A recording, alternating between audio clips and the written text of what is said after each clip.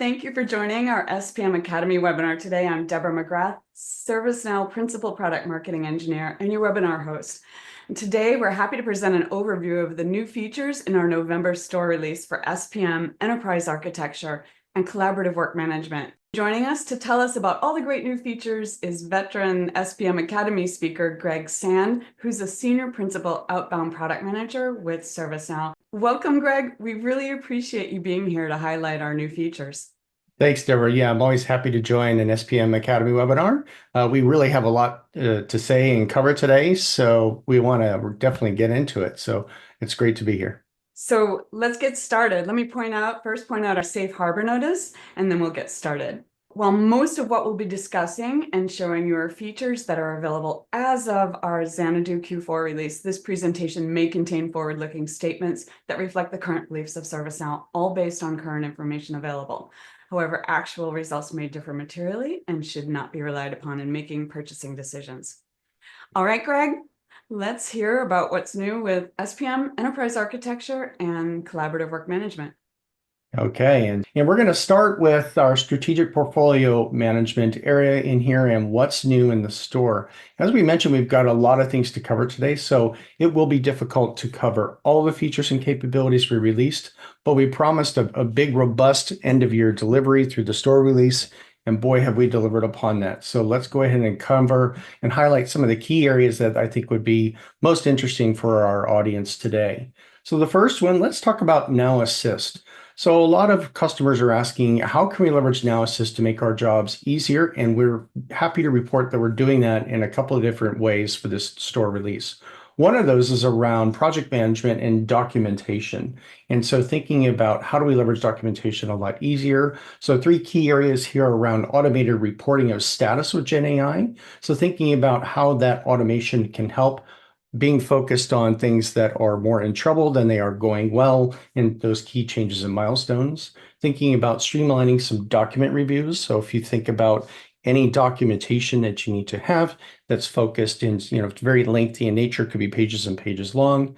How do we leverage Gen AI to help summarize that to turn around and quickly take action or make changes or, maybe do some document approval reviews, things of that nature.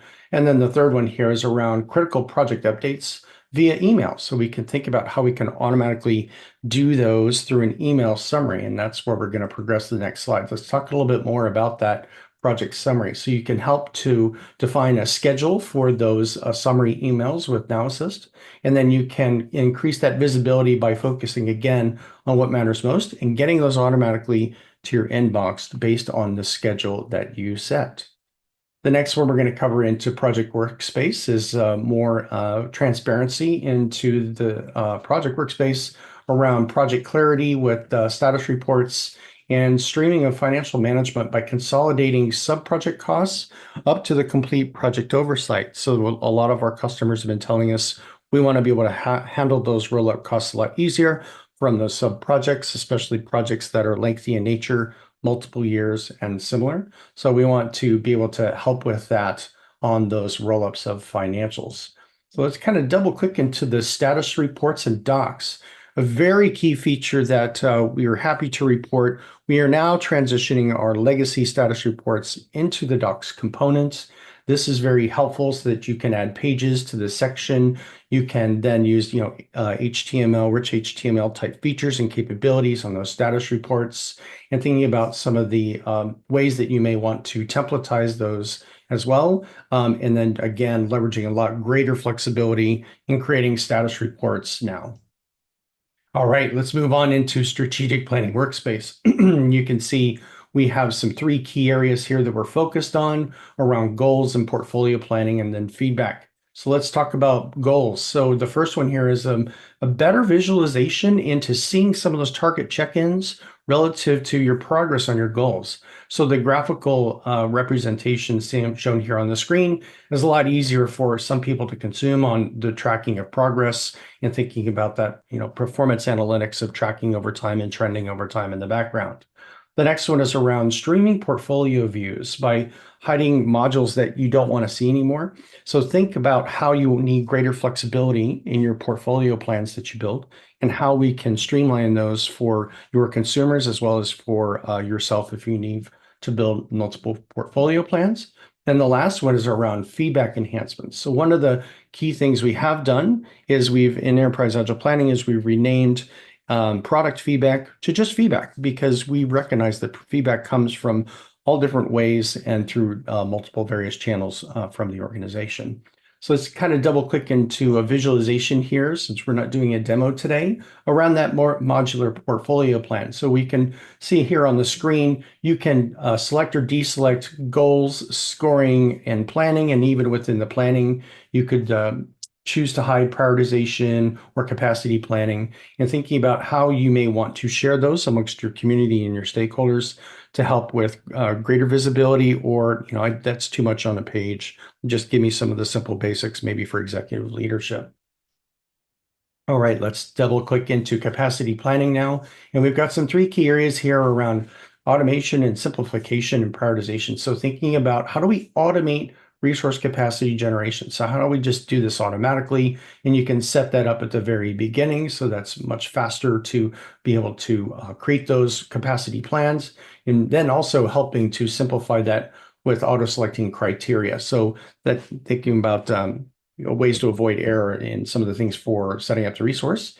And then, of course, prioritizing critical tasks. So we want to make sure that we're only focused on the work that's most important to us and how do we granularly get a little bit better visibility to that. So I thought it would be important to share maybe a double click into how you can select that resource criteria automatically. So if you're familiar with the setting this up from a capacity planning standpoint, we've now got that ability for you to kind of review it. And what's that going to be based on? Is it on groups, roles, skills, and you want to do some manual selection like we have in the past, or do you want to auto select those? So this allows you for much faster time for generating some of the capacity plans. All right, let's double click into resource management workspace here for a brief moment and talk about some of the visibility improvements that we have here. This is really for resource managers to be able to be a lot more flexible with the work that they do within resource management. So thinking about being able to split those resources, be able to accommodate changes on their availability, be able to move things around a lot quicker and easier, and really understand how do we take action on things that are just mostly prioritized within the resource management workspace without having to go to another workspace. So we've definitely got a lot more areas into there that you can double click into. All right, the next one, let's talk about enterprise agile planning. And this again is a way to help to streamline some of the things we've done from Now Assist and documentation, but we also want to make sure that we cover some of the enhanceability that we've done with enterprise agile planning, be able to look at things a lot easier, be able to double click into some of the program increment planning and being able to see things broken down. So we've definitely spent a lot of time over the last quarter enhancing a lot of things with enterprise agile planning from a usability standpoint. So check those out. Next, let's talk about financial planning. So this is really important as we continue to dive deeper into greater flexibility and management of financials within the workspaces. And so this one is a little more focused on how do we streamline those budget approvals for more flexible configurations. So thinking about the traditional methods and lean methods you have for budget approvals. So whether you're doing waterfall or you're doing a hybrid with Agile or Agile entirely. And then also financial oversight with granular budget tracking. So really want to make sure we help with some of the overruns that we have. How do we get better visibility to those in a central way? And then also the last one is around smooth transitions. So we want to make sure we have a great data migration experience for you to help with any migration efforts you have to have from some of the legacy financial areas into the new capabilities, excuse me.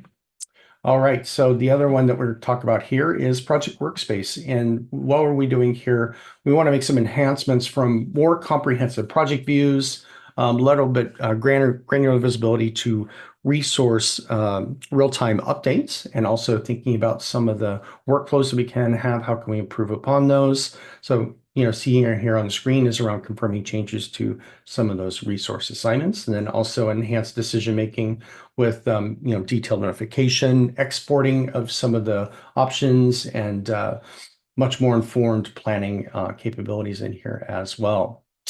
All right, that wraps up our strategic portfolio management section, which is strategic planning and project workspace.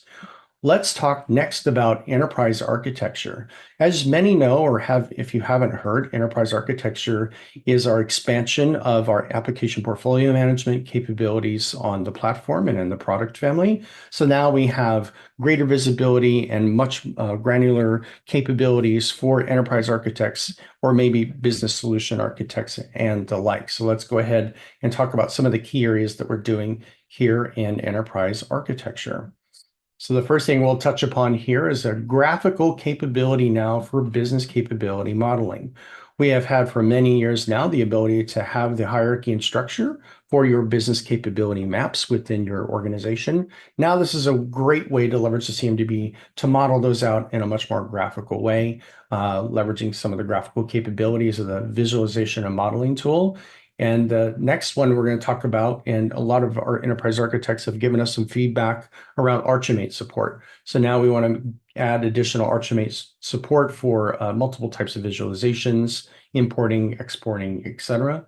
And the third one is around the modeling visualization from the CMDB node map to be able to do a future state. So this is leveraging some of the CMDB capabilities we've had from graphical representations and bringing them into the enterprise architecture workspace. All right, so let's kind of double click into this business capability map. If you have worked with or are an enterprise architect that has joined us today, hopefully this should look fairly familiar. This is common standards that I've seen and talked with customers over time around graphical representation of business capabilities. How do they stack? How do they visualize them? How do we expand or collapse? How can we leverage colors for greater visibility and ease of communication to some of those stakeholders? So this allows us to do that in a much more graphical way. The next one here, again, double clicking into that Archimate support. So really thinking about how you can leverage all of the standards that you may have in Archimate today. How do we bring those into the fold for the enterprise architects leveraging the workspace? And then, of course, as we mentioned, how do we also leverage those to give us some visual representation on types between objects on the canvas, again, leveraging that modeling tool. And then, of course, double clicking into additional enhancements we have for enterprise architecture. So really one of the things here that's been asked about is I don't want to leave the workspace to be able to help manage some of the decision records that we have. So thinking about some of those approval workflows and things that you have. Also managing risks by associating information objects to business applications. So this is a legacy carryover that we had to enhance upon the connection between those instead of maybe leveraging the actual business application record. You can leverage that within the workspace, and then also plan disposition dates for rationalizing applications. So a lot of enterprise architects, as they go through their application rationalization programs and making decisions over time, they need to be able to plan those disposition dates, of course, then leveraging SPM and road mapping capabilities to understand from their portfolio plans, what does that look like? And a lot of times they're graphically representing on a roadmap Gantt chart style fashion, what those planned disposition dates look like. All right, let's go ahead and progress into collaborative work management.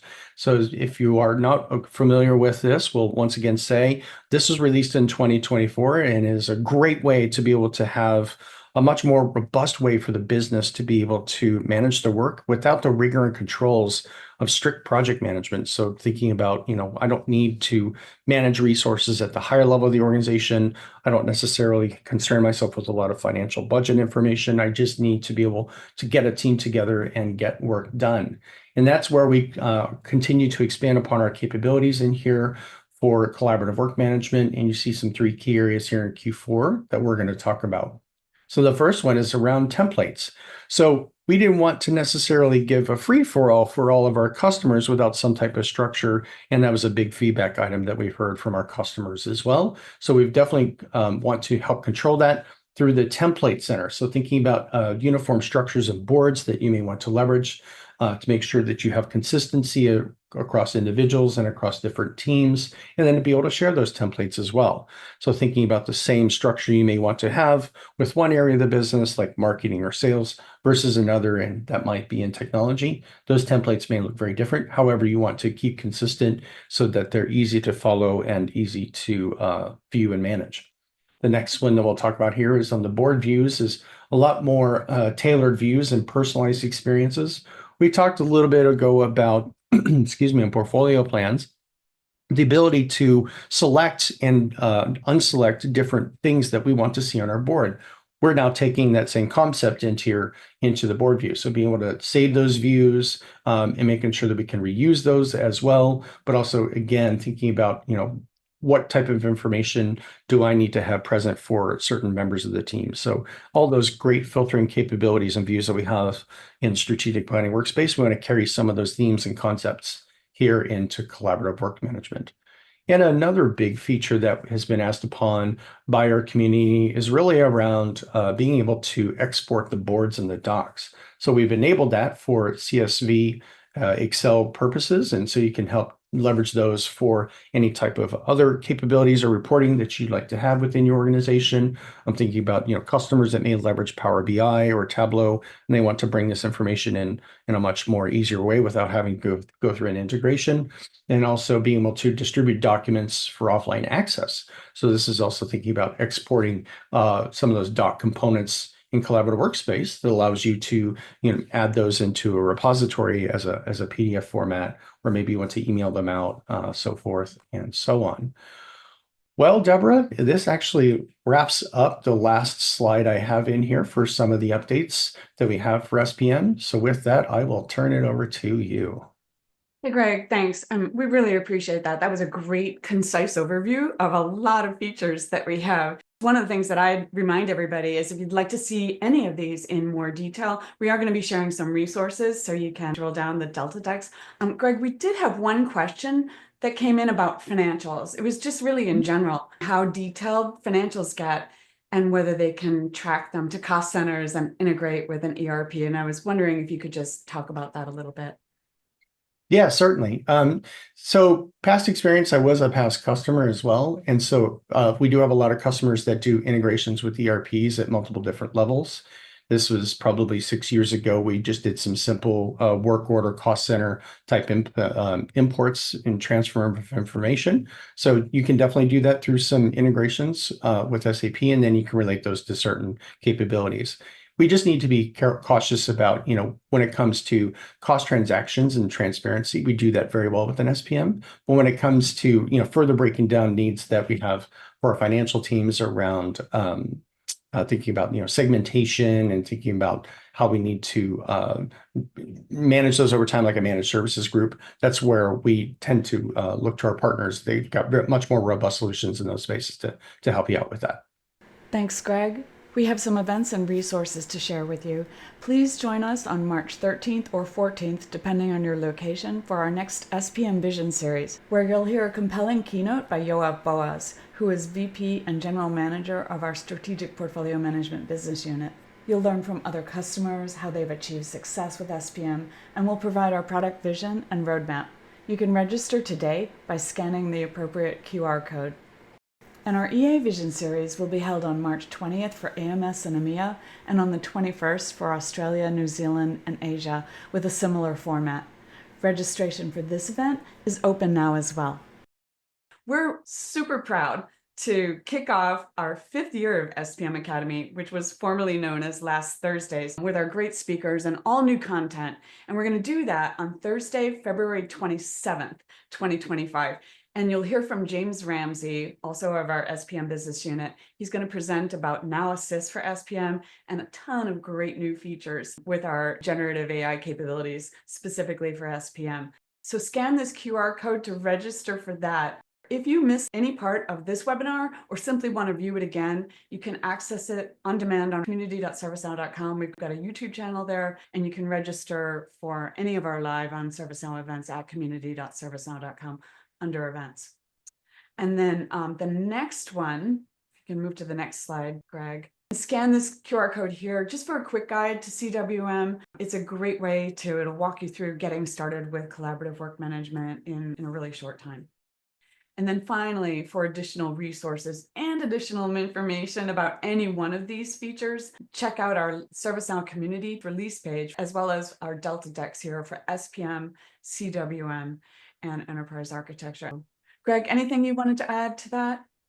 Yeah, it's so hard to cover all the, great things that we've done before the end of the year with this latest store release. I highly encourage our community to check out those decks. They're available to you, and they much more granular detail into some of the areas. It's really hard to cover in 30 minutes. We could probably spend 30 minutes on each enhancement alone, given the time. So definitely check out those Delta decks on the community. Thank you. That's pretty much it for today. We really just wanted to identify all those great new features that we have. So thank you, Greg, for doing that. Thank you, as always, to my amazing co-producer, John Lim. And we extend a huge amount of appreciation to you, our SPM Academy audience, for joining us today and throughout our 2024 season. We hope to continue to provide helpful webinars and exciting new formats in 2025. We hope you all have a wonderful holiday season, and we'll see you at the next SPM Academy in 2025.